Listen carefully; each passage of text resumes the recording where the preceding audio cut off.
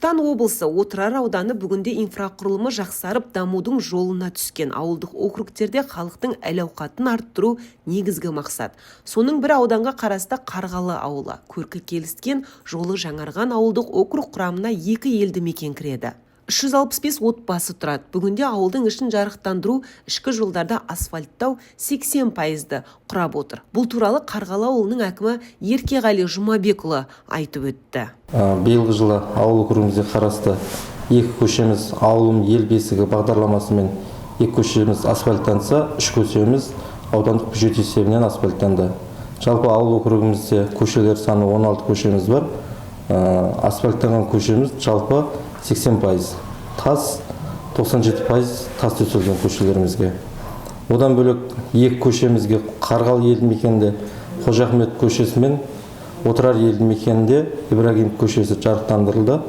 Қожахмет көшесінің ұзындығы 1,5 км, ал Ибрагим көшесінің ұзындығы 1 км 400 метр.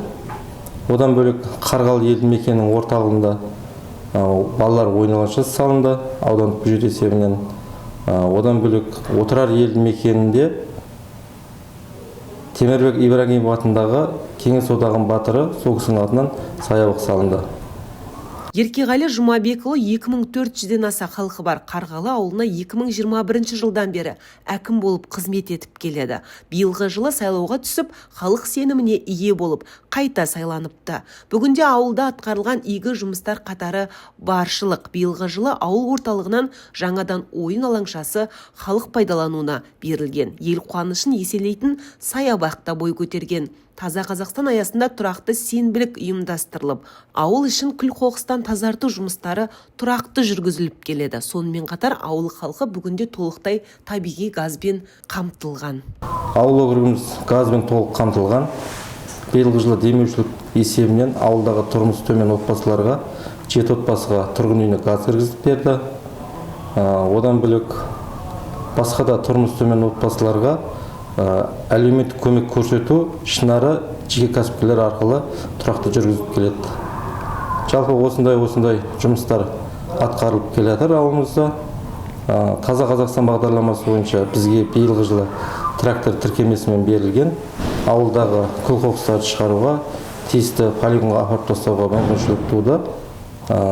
Сол қазіргі таңда көшелерді аралап, үймене аралап, қоқыстарды сол тиісті орынға апарудамыз. Одан бөлек ауылда өзекті мәселелердің бірі жайылымдық жер болатын. Қазіргі таңда біздің осы елді мекеннің тұрғындарының малы жаз мезгілінде Шошқакөл маңайына, сол маңайда төңірегінде жайылады. Сол маңайдан ауылдың ортақ мал жайылымдық жеріне 1,5 гектар жерді алдық. Сөйтіп ортақ жайылымдық жерге өткіздік. Одан бөлек осы ауылдың төңірегіндегі бос жатқан 2000 гектардай жердің қазіргі таңда аудан әкімі қаулысын шығартып, жақын арада мемлекеттік госактысын алатын боламыз. Соған жұмыстар жасап жатыр. Ауылды жерлерді дамыту бүгінде мемлекеттің басты маңызды ісі. Жергілікті халықтың негізгі күнкөрісі мал және егін шаруашылығы. Осы мақсатта халықтың тұрмыс деңгейін көтеру мақсатында жаңа жұмыс орындары көптеп ашылып келеді. Ел игілігі үшін атқарылатын игі жұмыстардың қатары көбейе берсін.